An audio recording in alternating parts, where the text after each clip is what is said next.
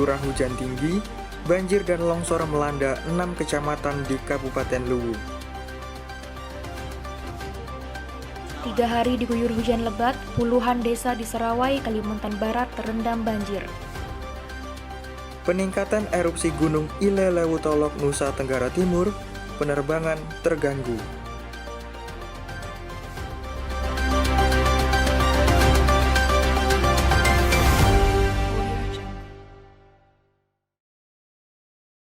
Halo, selamat pagi pemirsa. Vlog 6 edisi Kamis 21 Oktober 2021 hadir menyapa Anda.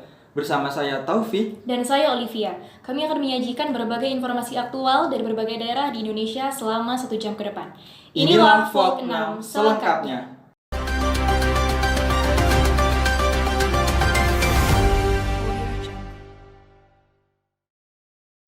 Pemirsa, curah hujan yang tinggi membuat sebanyak 6 kecamatan di Kabupaten Luwu, Sulawesi Selatan terendam banjir dan juga tanah longsor.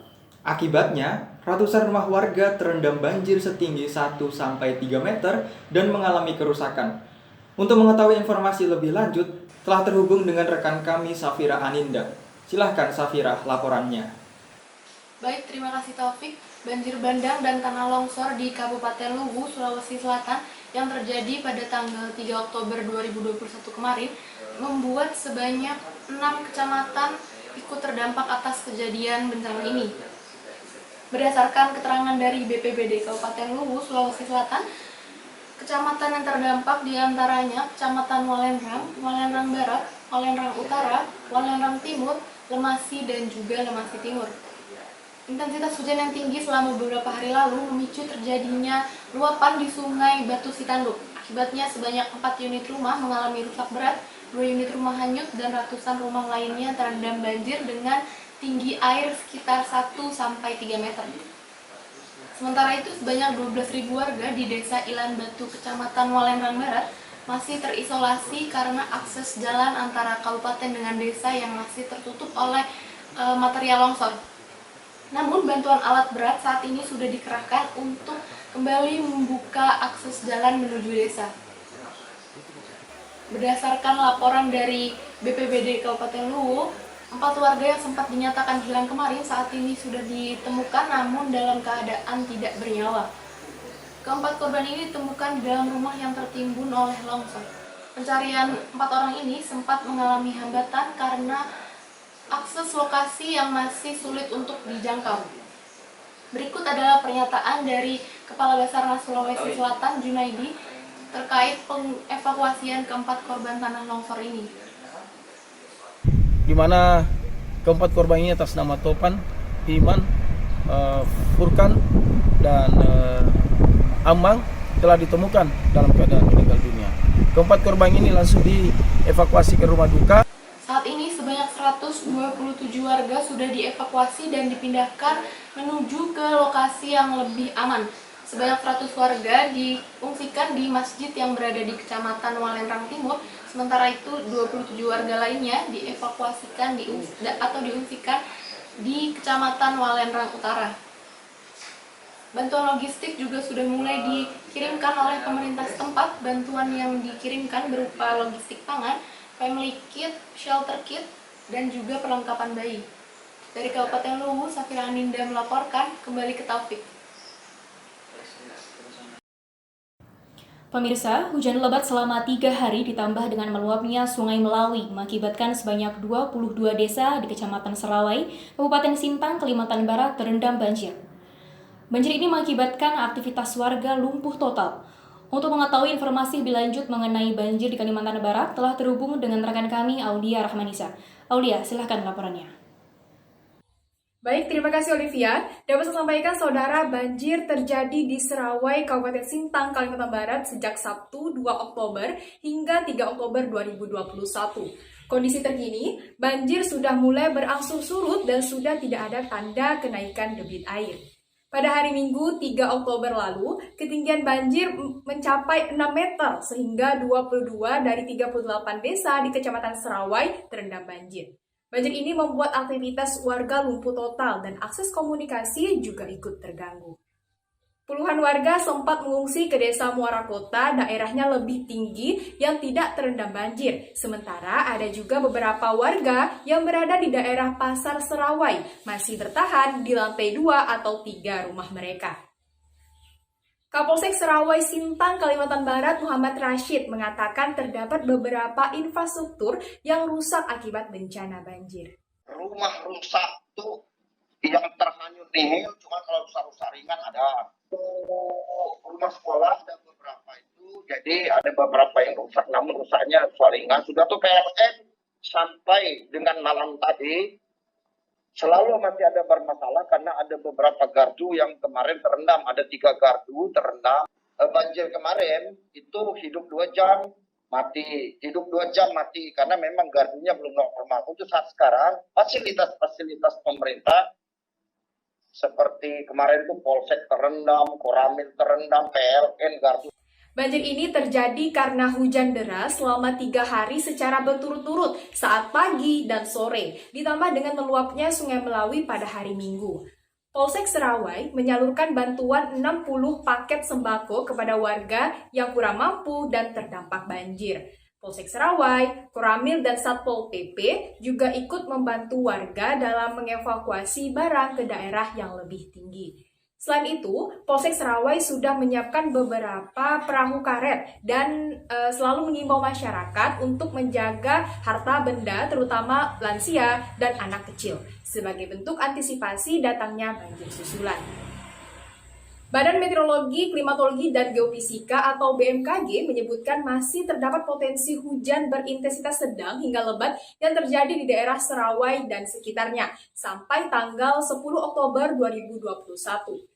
Badan Penanggulangan Bencana Daerah atau BPBD Sintang telah mengirimkan bantuan sembako dan mendirikan dapur umum untuk membantu masyarakat terdampak banjir. Selain itu, BPBD Sintang juga sedang mengajukan bantuan sebanyak 4 ton beras dan Indomie dan juga pakaian bekas yang akan disalurkan kepada 2.500 kartu keluarga terdampak. Dari Serawai, Aulera Manisa melaporkan kembali ke Olivia. Pemirsa, sejak erupsi besar pada 29 November 2020, Gunung Ilelewu Tolok di Kabupaten Lembata, Nusa Tenggara Timur kembali mengalami erupsi dan berstatus siaga pada 5 Oktober 2021. Dan untuk mengetahui informasi lebih lanjut, kita sudah bergabung dengan rekan kami Detia Restiawati di Kabupaten Lembata, Nusa Tenggara Timur. Silahkan Detia. Baik, terima kasih Taufik. Gunung Ilelewu Tolok di Kabupaten Lembata, Nusa Tenggara Timur meletus sebanyak 27 kali dengan kolom abu mencapai 300-700 meter. Hingga sore hari tadi, gunung api masih terus terjadi dan mengalami erupsi yang cukup tinggi dengan kolom abu mencapai 800 meter di atas permukaan dan condong ke arah barat. Letusan yang terjadi di Gunung Ilelewu Tolok tersebut disertai dentuman dan gemuruh lemah dengan lontaran lava pijar mencapai 1 km arah tenggara dan barat daya sejauh 300 meter. Walaupun jumlah letusannya mencapai 27 kali dalam sehari, durasi letusannya tidak lama, yakni hanya berkisar dari 24 sampai 45 detik.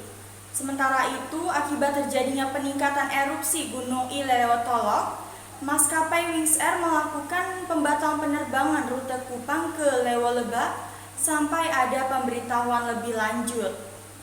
Dampak lain dari peristiwa erupsi Gunung Ilelewu Tolok ini, pemirsa, terjadi penutupan secara sementara Bandar Udara Wonopito, Kabupaten Lembata, Nusa Tenggara Timur. Corporate Communication Strategy Lion Group Danang Mandala memaparkan erupsi tersebut dapat berbahaya pada penerbangan. Bandar Udara Wonopito mengalami penutupan sementara yang disebabkan oleh dampak erupsi dari Gunung Ilelewu Tolok. Perlu diketahui bahwa abu vulkanik dari erupsi gunung dapat menyebabkan kerusakan pada komponen pesawat dan dapat membahayakan penerbangan. Untuk operasional dan penerbangan Wings Air akan beroperasi kembali setelah bandar udara tujuan atau bandar udara di Wonopito, Lembata sudah dinyatakan aman untuk operasional. Selain itu pemirsa, terkait pembatalan penerbangan tersebut, Wings Air memberikan solusi kepada calon penumpang yang terkena pembatalan terbang bisa melakukan penjadwalan ulang keberangkatan di hari berikutnya. Mereka juga bisa memproses pengembalian dana jika tidak ingin melanjutkan penerbangan. Dari Kabupaten Lembata, Nusa Tenggara Timur, Detia Restiawati melaporkan kembali ke Taufik. Pemirsa, peternak telur ayam dan mahasiswa melakukan aksi unjuk rasa di Jakarta Pusat. Mereka menuntut pemerintah atas kerugian yang mereka dapatkan sebab harga telur anjlok. Saat ini kami telah terhubung dengan reporter kami, Salsabila Mawardatan. Silakan Salsa laporannya. Baik, terima kasih Olivia Haya. Pemirsa, aksi demonstrasi di Jakarta Pusat ini melibatkan ratusan peternak dan mahasiswa dari 4 universitas sebagai solidaritas peternak ayam. Mereka menuntut kepada pemerintah untuk bisa menaikkan harga telur ayam seiring dengan harga yang kini anjlok di bawah produksi di tingkat peternak. Para peternak khawatir ada ancaman monopoli harga di pasarannya. Para peternak juga mengeluh merugi dengan harga telur yang semakin murah. Para peternak mengaku dari harga pokok produksi sebesar Rp21.500, kini harga telur di tingkat peternak menurun menjadi Rp13.500 saja per kilonya. Faktor penyebab harga telur ayam yang kini menurun diakibatkan karena produksi yang melimpah dan tidak diimbangi dengan deflasi dari BPS terkait harga pangan lainnya yang sudah menaik. Adapun tuntutan untuk dari para peternak yaitu pemerintah melalui Kementerian Pertanian dan Kementerian Perdagangan agar dapat memborong telur ayam dari peternak minimal 1.000 ton per minggunya. Sebagai bentuk proses mereka kepada pemerintah, para peternak membagi-bagikan telur secara gratis kepada masyarakat di sekitar kawasan DPR.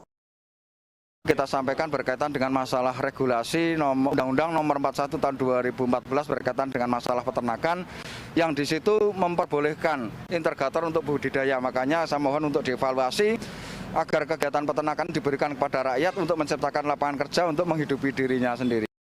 Dengan adanya aksi demo kelanjutan harga telur, membuat keadaan jalan raya semakin padat dan macet, sehingga mengganggu para pengguna kendaraan lainnya yang ingin melintasi jalan tersebut. Peternak berharap pemerintah dapat membantu menstabilkan harga telur ayam dan bisa membantu membeli telur ayam agar mereka dapat mencukupi kehidupan sehari-harinya. Dari Jakarta, Salsabila Mawardatan melaporkan, kembali ke Olivia. Jumlah kematian ibu dan bayi di Kabupaten Kudus hingga Oktober 2021 sangat tinggi. Tercatat ada sebanyak 21 kasus kematian ibu dan 60 kasus kematian pada bayi atau anak. Informasi selengkapnya akan kami hadirkan usai jeda berikut ini. Tetap bersama kami di Volt 6.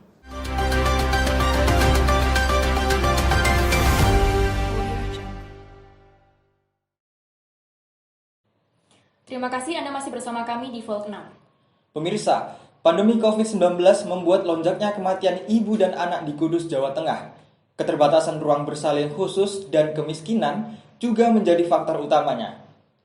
Untuk mengetahui informasi lebih lanjut, sudah bergabung dengan rekan kami Renata Aisyah Putri. Silakan Renata. Pandemi COVID-19 memang membuat dunia ini terpuruk dan kehilangan. Bukan hanya kehilangan pekerjaan, namun juga kehilangan nyawa bagi seseorang. Seperti kasus kematian ibu dan bayi di Kudus, Jawa Tengah, yang melonjak tinggi akibat pandemi COVID-19 selama 2021. Terdapat 21 kasus ibu dan 60 kasus bayi yang meninggal karena pandemi yang luar biasa ini selama 2021. Bukan hanya itu, namun juga keterbatasan ruang bersalin khusus bagi pasien mengidap COVID-19 juga menjadi penyebab. Namun, dampak kematian ibu dan bayi tidak berhenti di situ. Kecerobohan ibu dalam menjaga kandungan juga banyak ditemukan yang berakibat buruk untuk sang buah hati. Faktor kemiskinan juga menjadi sebab ekonomi yang lemah sehingga tidak memikirkan kesehatan ibu dan bayi dalam kandungan. Hanya memikirkan untuk pangan sehari-hari. Devi Tias, ibu hamil, menyebutkan langkah yang dilakukan untuk menjaga kandungan dari paparan COVID-19 dengan menjaga kandungan, meminum vitamin, serta mengurangi mobilitas dengan masyarakat. Tetap menjaga makanan, kebersihan, dan daya tahan tubuh, sering-sering minum vitamin, dan mengurangi mobilitas sama masyarakat. Demi menekan angka kematian ibu dan bayi di Kudus, Jawa Tengah, pemerintah senantiasa berkoordinasi dengan sejumlah pihak dan meminta untuk berkomunikasi dengan baik karena dapat diyakini menurunkan angka kematian ibu dan bayi di Kudus, Jawa Tengah. Dari Kudus, Jawa Tengah, Renata Aisyah kembali ke Taufik dan Olive. Ya, terima kasih Renata atas laporannya. Pemirsa, seperti yang sudah diketahui, beberapa sekolah di seluruh Indonesia sudah mulai melaksanakan pembelajaran tatap muka atau PTM yang digelar secara terbatas. Untuk mengetahui informasi lebih lanjut mengenai perkembangan penerapan PTM di Indonesia, kita sudah bergabung dengan 3 rekan kami yang tersebar di beberapa lokasi. Ada Claudia Audi, Ikaning Tias, dan Ari Taufik. Silakan laporannya. Baik, terima kasih Olivia. Pemirsa, pembelajaran tatap muka di Tangerang Selatan atau Tangsel yang sudah digelar sejak September lalu masih berlangsung hingga saat ini. Meski pemberian dosis vaksin baru mencapai 38%, khususnya untuk anak-anak sekolah menengah ke atas. Seperti SMA Negeri 3 Tangsel misalnya. Menurut Kepala Sekolah, Aan Sri Analia, per tanggal 15 Oktober masih didapati 67 murid dan kurang dari 10 tenaga kependidikan yang belum menerima dosis vaksin. Tetap boleh. Karena untuk siswa itu sebetulnya yang belum vaksin bisa ikut melaksanakan PTM, tapi dengan catatan dalam kondisi sehat. Dan kita tetap anjurkan kepada mereka setelah mereka, kecuali yang ada surat dari dokter memang dia tidak boleh vaksin ya, yang baru terpapar COVID, itu kita tetap anjurkan kepada mereka, kita suruh mereka untuk mendatangi gerai-gerai vaksin yang dibuka baik oleh puskesmas atau oleh kelurahan, oleh Polres, dan lain sebagainya. Pembelajaran tatap muka terbatas ini dilakukan dengan metode ganjil genap yang disesuaikan dari nomor absen murid. Demikian pula dengan setiap tingkatan kelas seperti kelas 10, 11, dan 12 hanya boleh mendapat giliran seminggu sekali untuk datang ke sekolah. Pihak sekolah juga tetap wajib pemirsa untuk mengikuti rangkaian protokol kesehatan seperti screening, memakai masker, pengecekan suhu, menjaga jarak, dan sebagainya. Upaya percepatan vaksinasi juga tetap dikerahkan seperti yang dilakukan Kepala Sekolah SMP Kristen Oraet Labora, Dian Astuti, yang memfasilitasi siswanya untuk melakukan vaksinasi. Vaksinasi itu karena terlalu lama menurut saya yang dari pemerintah itu untuk masuk ke sekolah-sekolah, maka saya inisiatif sendiri, saya kerjasama dengan klinik Lentera namanya, jadi saya terobos ke sana dan puji Tuhan saya mendapatkan jalur untuk vaksinasi anak-anak SMP. Jadi semua sudah disiapkan dengan baik untuk vaksinasi. Hingga saat ini sudah ada 43,7% atau sekitar 540 sekolah yang melakukan pembelajaran tatap muka terbatas. Sementara untuk kegiatan ekstrakurikuler sendiri, pemirsa belum boleh diizinkan untuk aktif kembali, khususnya yang bersifat praktik seperti basket dan futsal. Karena kembali lagi untuk menjaga keamanan lingkungan sekolah. Dari Tangerang Selatan, Claudia Audi melaporkan. Kini kita beralih ke rekan kami, reporter Ari Taufik yang akan menyampaikan perkembangan PTM di Jambi. Silahkan Ari Taufik. Baik, terima kasih Claudia. Pemirsa, Menteri Pendidikan Kebudayaan, Riset dan Teknologi atau Mendikbudristek Nadiem Makarim mengizinkan beberapa sekolah di Indonesia yang berada di zona PPKM level 1 hingga level 3 untuk menggelar pembelajaran tatap muka atau PTM. Hal ini bertujuan untuk mengakselerasi ketertinggalan pendidikan anak-anak di Indonesia yang memang secara akumulatif sudah 1 tahun lebih tidak mengenyam pendidikan di bangku sekolah. Namun pemirsa, PTM yang digelar masih diberlakukan secara terbatas dan dengan mematuhi protokol kesehatan yang ketat. Seperti salah satunya Kota Jambi sendiri yang berada pada status zona PPKM level 2 dan menerapkan PTM secara terbatas ini. Senin 4 Oktober 2021, Wali Kota Jambi Syarif Fasha meninjau ke SD dan SMP di hari pertama uji coba pembelajaran tatap muka di Kota Jambi. Selain sekolah negeri, PTM tersebut juga berlaku bagi sekolah-sekolah swasta di Kota Jambi. Syarif Fasha menuturkan, PTM terbatas ini diprioritaskan bagi siswa yang telah melakukan vaksinasi dengan tujuan para siswa tersebut memiliki kekebalan tubuh dan terhindar dari paparan COVID-19 saat melakukan PTM terbatas.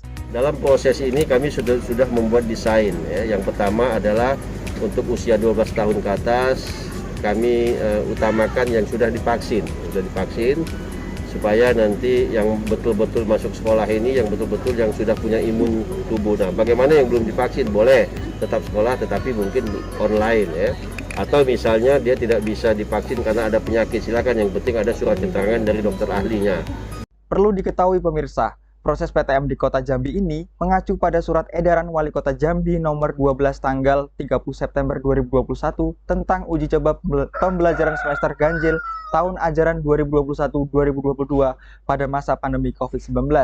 Isi dari surat edaran tersebut diantaranya surat persetujuan orang tua, bukti vaksin COVID-19, surat apabila usia siswa di bawah 12 tahun, dan surat keterangan dokter jika siswa tersebut memiliki komorbid.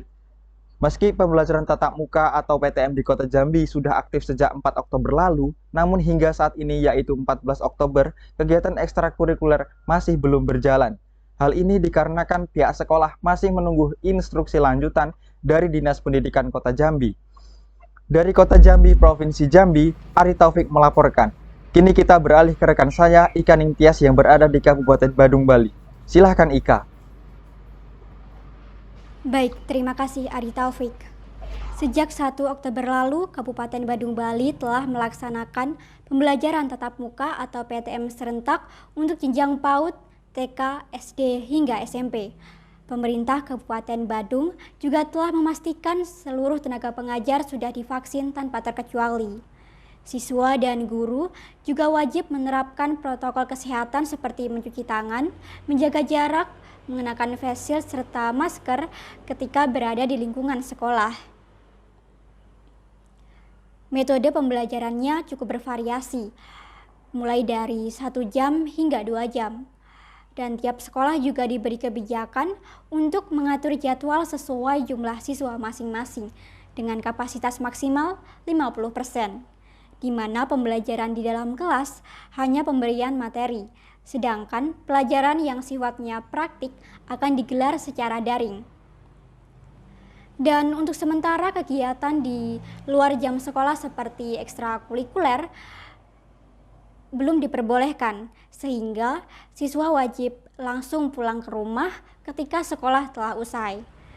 Dan berikut hasil wawancara kami dengan Bupati Badung, Inyoman Giri Prasta. Metode kita untuk memberikan proses pembelajaran ini, anak-anak dia satu mata pelajaran itu 35 menit. Berarti itu dikali 3. Berarti anak-anak berada di sekolah adalah 105 menit. 105 menit itu tanpa lagi ada kegiatan apapun. Setelah ini langsung anak-anak udah balik. Saat ini pembelajaran tatap muka di Kabupaten Badung, Bali telah berjalan selama hampir 2 minggu. Dan untuk memastikan kesehatan para siswa serta sebagai bahan evaluasi, pemerintah Kabupaten Badung melakukan tes swab antigen secara acak khusus untuk siswa SMP, di mana pada hari ini akan dilakukan di 2 sekolah, yakni SMP 3 Abian Semal dan SMP 5 Mengui. Dan perlu diketahui bahwa tes swab antigen ini tidak dilakukan kepada seluruh siswa, namun hanya sebagian saja, yakni 50% dari jumlah siswa di tiap sekolah. Dari Badung, Bali, Ika Ningtyas melaporkan. Kembali ke Olivia Haya. Terima kasih Claudia, Ika, dan Ari atas laporannya. Pemirsa, jelang pembukaan penerbangan internasional di Bandara Ngurah Rai Bali, pengelola bandara menggelar simulasi kedatangan penumpang dari luar negeri. Informasi selengkapnya akan kami hadirkan usai jeda berikut ini. Tetap bersama kami di Folk 6.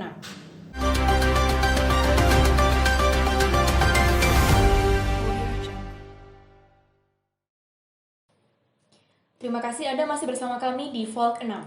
Pemirsa, jelang pembukaan penerbangan internasional di Bandara Ngurah Rai Bali, pengelola bandara menggelar simulasi kedatangan penumpang dari luar negeri.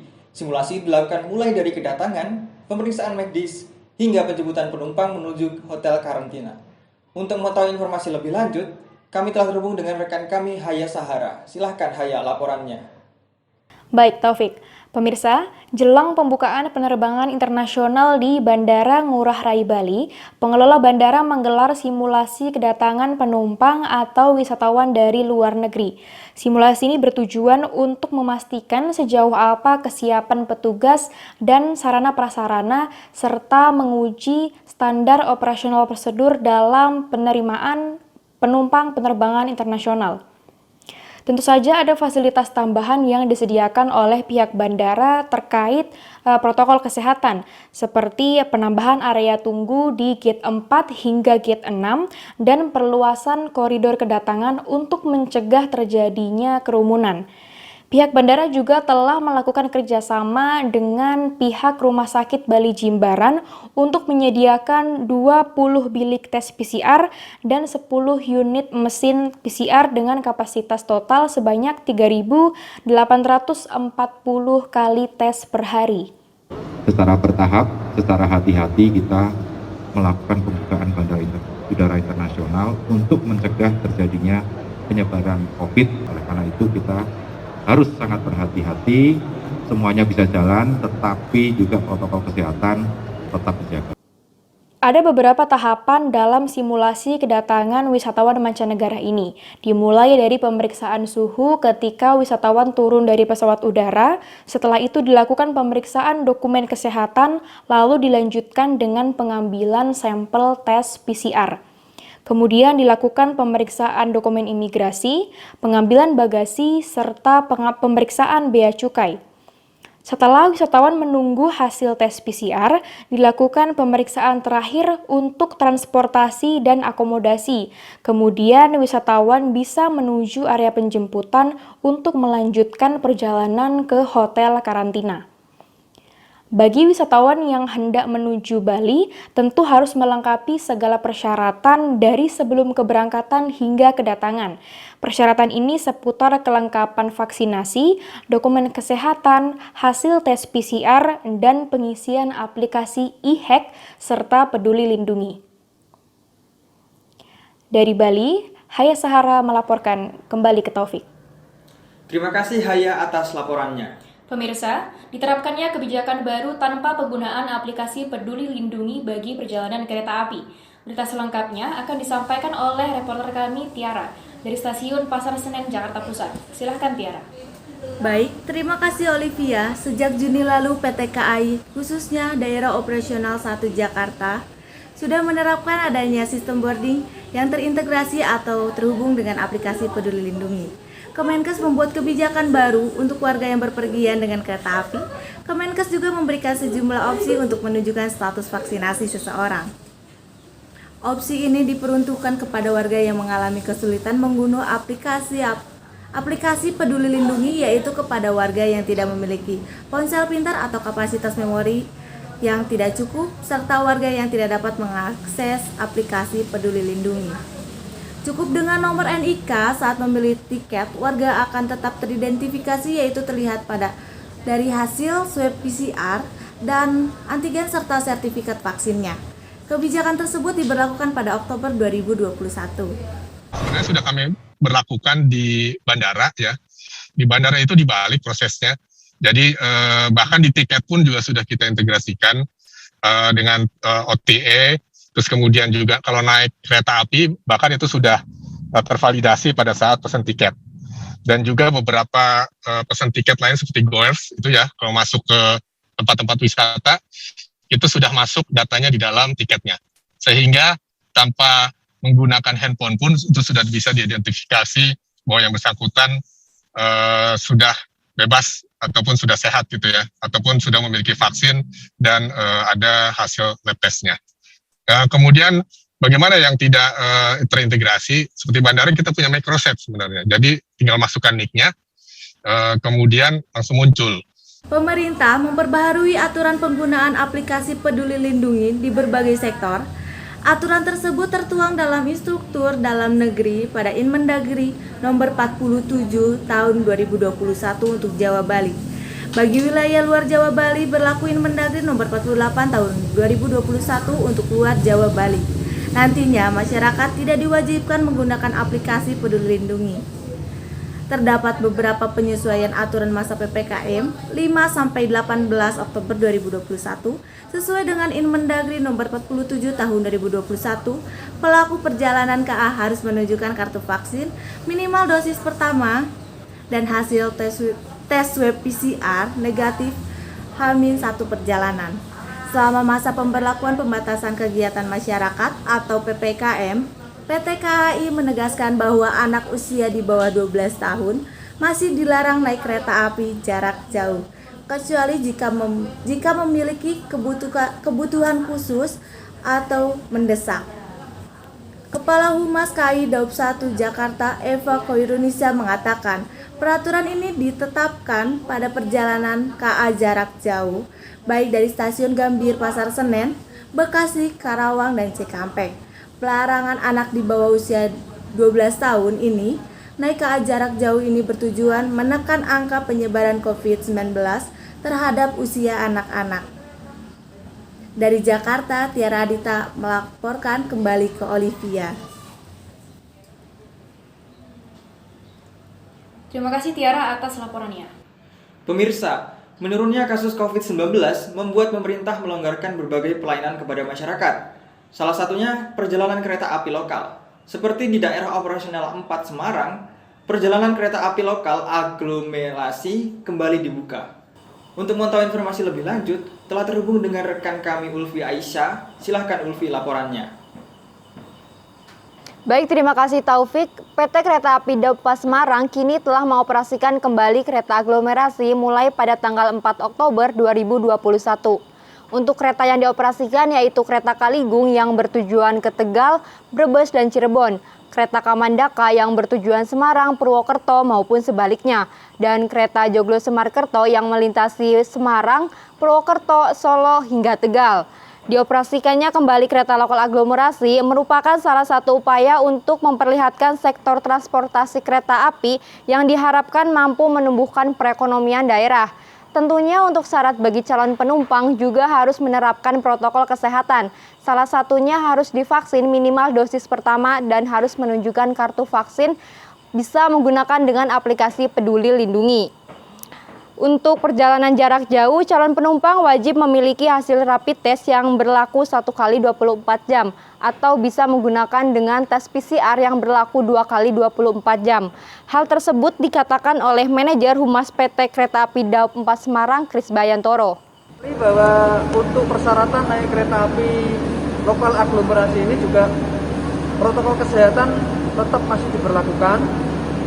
Kemudian hanya menunjukkan kartu vaksin atau melalui aplikasi Peduli Lindungi yang akan diperiksa di petugas boarding kami saat akan melakukan perjalanan naik kereta api. Kereta api aglomerasi Daup 4 Semarang khususnya untuk kereta api Kaligung melayani 4 kali pergi pulang. Sedangkan jumlah penumpang kereta api Kaligung pada hari Senin 4 Oktober 2021 mencapai sekitar 360 orang. Secara keseluruhan, baik lokal maupun jarak jauh hampir mencapai 5.000 penumpang. Kereta api lokal aglomerasi sangat membantu mobilitas masyarakat yang tetap harus berpergian di masa pandemi COVID-19. Dari Semarang, Ulfi Aisyah melaporkan, kembali ke Taufik. Terima kasih Ulfi atas laporannya. Pemirsa, aturan ganjil genap di sejumlah wilayah di Indonesia mulai diterapkan menyusul dibukanya kembali beberapa objek wisata. Informasi selengkapnya akan kami hadirkan usai jeda berikut ini. Tetap bersama kami di Folk 6.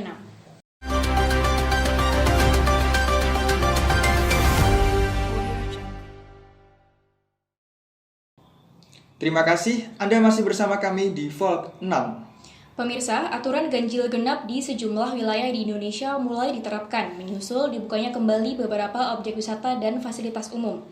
Saat ini kami telah terhubung dengan reporter Alfreda Brian yang berada di Lembang, Jawa Barat, Nuranisa yang berada di Bandung, dan Ninda Rahma yang berada di Bogor. Laporan pertama kita mulai dari Alfreda Brian. Silahkan Brian. Baik, terima kasih Olive.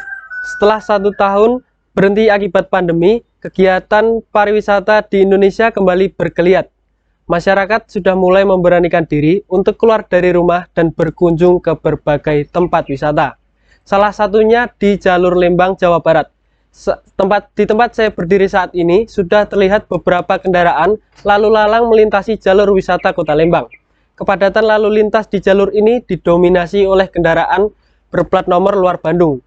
Perlu diketahui bahwa hanya kendaraan beroda 4 lah yang diperbolehkan, maksud saya dikenai aturan ganjil genap ini. Terlihat juga beberapa aparat kepolisian mengamankan lalu lintas yang menerapkan aturan sistem ganjil genap ini. Untuk informasi lebih lanjut, berikut pernyataan dari Kanit Lantas Polsek Cidadap, Ibtu Firmansyah. Kalau pagi tadi tidak terlalu ada kemacetan, biasanya dua arah biasanya. Ini kan tidak ada, jadi satu arah saja yang dari bawah ke atas untuk weekend atau wisata. Mayoritas Pak mungkin luar kota dari mana Pak? Kebanyakan mayoritas luar kota untuk saat ini masih dekat-dekat sini aja, yang seperti TZ dan Kota Bandung. Karena Liter B kayaknya sudah pada tahu dilakukan weekend, jadi dia agak berkurang.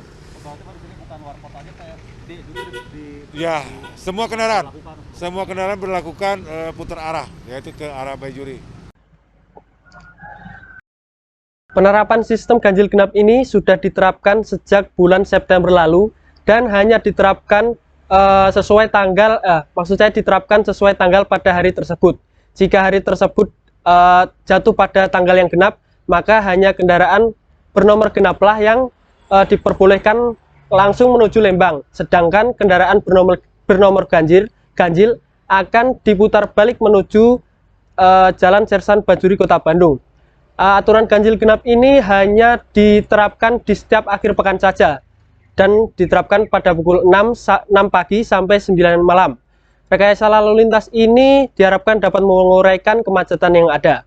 Sampai saat ini sudah ada 3 objek wisata di kawasan Lembang yang sudah mulai buka, di antaranya The Lodge Maribaya, The Great Asia Afrika, dan Farmhouse.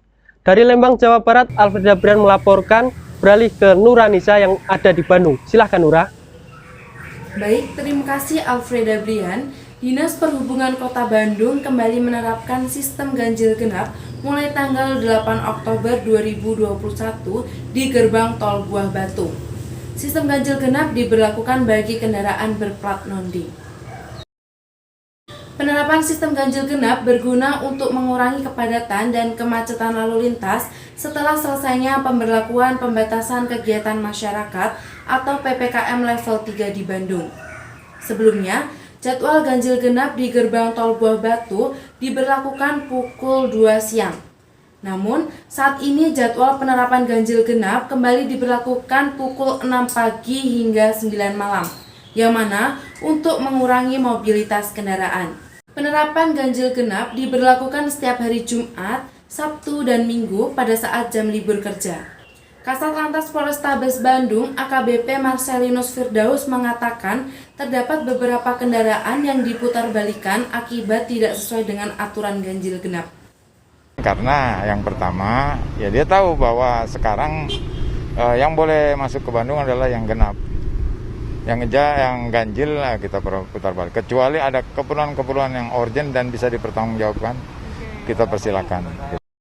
Berbagai persyaratan yang harus dipenuhi oleh pengendara agar dapat melewati gerbang tol Buah Batu, seperti kendaraan berplat D, pemeriksaan keaslian surat tanda nomor kendaraan atau STNK. Selain kendaraan berplat D, akan diperiksa dan diputar-balikan oleh petugas untuk memenuhi aturan ganjil genap.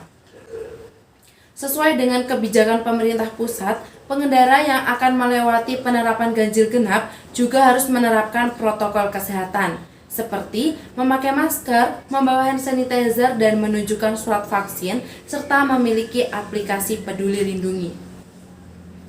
Saya Nuranisa melaporkan, beralih ke Ninda Rahma yang berada di Bogor. Silahkan Ninda. Baik, terima kasih Nuranisa. Memasuki minggu ke-6 uji coba pelaksanaan ganjil genap di Simpang Gadok, Kabupaten Bogor, Jawa Barat, namun lalu lintas menuju kawasan puncak masih terpantau padat.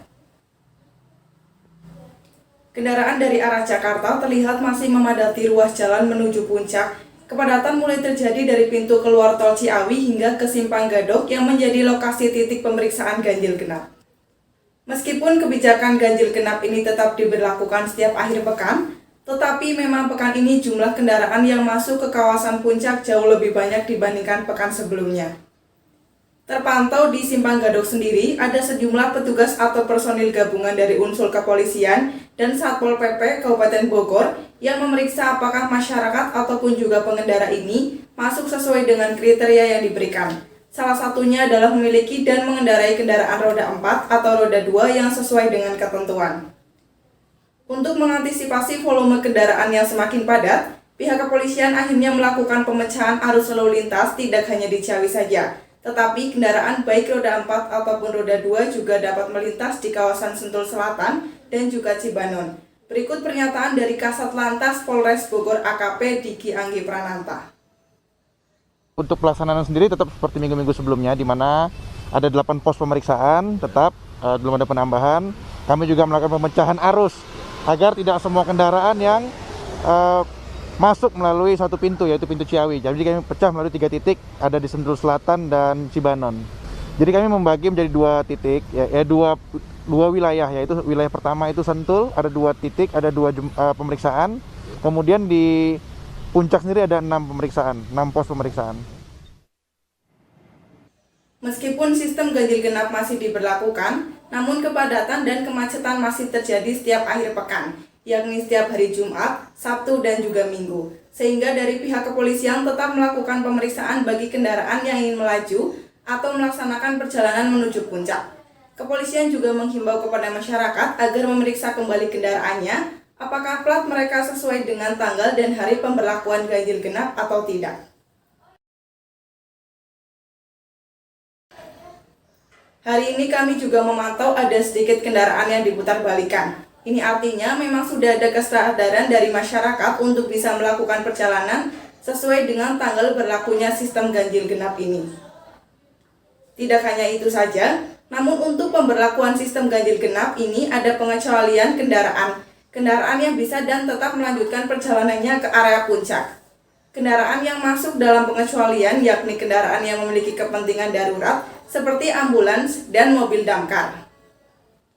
Selain itu, Polres Bogor juga mengatakan bahwa PPKM level 3 ini sangat mempengaruhi sistem pemberlakuan ganjil genap. Dari Bogor, Jawa Barat, Ninda Rahma melaporkan, kembali ke Olivia. Terima kasih Alfreda, Nura, dan Ninda atas laporannya. Pemirsa, destinasi wisata daerah istimewa Yogyakarta selama masa pandemi COVID-19 mulai dibuka kembali. Total ada 7 destinasi wisata Yogyakarta yang sudah menggelar uji coba operasional yang dimulai pada tanggal 2 Oktober 2021. Untuk mengetahui informasi lebih lanjut, telah terhubung dengan rekan kami Evelyn Natasha. Silahkan Evelyn laporannya. Baik, terima kasih Taufik. Setelah Yogyakarta memasuki pemberlakuan pembatasan kegiatan masyarakat atau PPKM level 3, destinasi wisata di Yogyakarta mulai dibuka kembali di tengah pandemi COVID-19. Ada sekitar 7 destinasi wisata Yogyakarta yang sudah memulai uji coba operasional yang dimulai pada tanggal 2 Oktober 2021 dengan menerapkan berbagai protokol kesehatan yang ada. 7 destinasi wisata yang sudah beroperasi antara lain Gembira Loka Zoo, Pinusari, Mangunan, Tebing Breksi, Candi Ratu Boko, Merapi Park, Candi Prambanan, dan Pinus Pengger. Untuk bisa masuk ke destinasi wisata tersebut, para pengunjung harus memakai masker, mengakses aplikasi pelindung lindungi, dan sudah melaksanakan vaksin dosis pertama dan kedua. Salah satu destinasi wisata yang sudah memulai operasional adalah Candi Prambanan. PT Taman Wisata Candi Prambanan melakukan uji coba pembukaan Candi Prambanan dengan protokol kesehatan yang ketat seperti physical distancing, selalu memakai masker, mencuci tangan, dan harus sudah vaksin dosis pertama dan kedua. Selain itu, para pengunjung harus mengakses aplikasi Peduli Lindungi. Direktur Utama PT TWC Edi Suciono mengatakan, Candi Prambanan dibuka dengan menerapkan protokol kesehatan secara operasional. Hal ini bisa menjadi contoh untuk destinasi wisata lainnya untuk lebih memperhatikan protokol kesehatan yang ada. Berikut pernyataan Direktur Utama PT TWC Edi Suciono. Kita berharap dengan kita penerapan protokol kesehatan di kawasan Candi Prambanan ini juga bisa menjadi contoh untuk protokol kesehatan di destinasi-destinasi yang ada di sekitar kita. Karena kita sangat berharap dengan kita berdisiplin penerapan protokol kesehatan ini, kita membantu pemerintah untuk penghentian penyebaran COVID-19. Syarat untuk bisa masuk ke tempat wisata selain wajib vaksin, pengunjung di bawah umur 12 tahun dilarang masuk. Peraturan ini telah tercantum dalam Instruksi Menteri Dalam Negeri Nomor 43 Tahun 2021.